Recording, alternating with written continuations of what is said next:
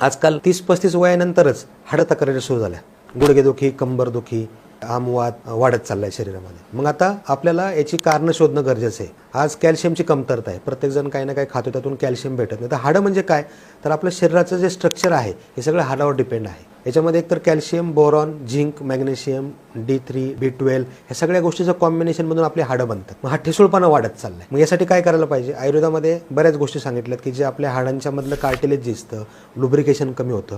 आणि डॉक्टरकडे गेल्यानंतर काय होतं की डॉक्टर त्याला एक पेन किलर किंवा कॅल्शियम सप्लिमेंट देणार, तात्पुरता आजार बरा होतो, परंतु आतून आजार वाढत चालले. मग यासाठी आयुर्वेद काय मदत करतं की ह्याचा रूट कॉज काय आहे? एक तर तुमच्या शरीरामध्ये जर वात वाढला तर हे वाताने तुमच्या शरीराच्या हाडांची झीज होते. दुसरी गोष्ट, शरीरामध्ये येणारा कॅल्शियम असेल, बोरॉन असेल, झिंक, मॅग्नेशियम हे शरीरामध्ये ऑब्झॉर्ब होत नाही. मग डायजेस्ट सिस्टमवर सुद्धा काम करणं गरजेचं आहे. थोडासा पुरेसा व्यायाम, जर प्रॉपर कॅल्शियम डाएटवर जर आपण काम केलं, ह्या गोष्टी जर पाळल्या, तर 100% आपण आजही ह्या हाडांच्या दुखण्यात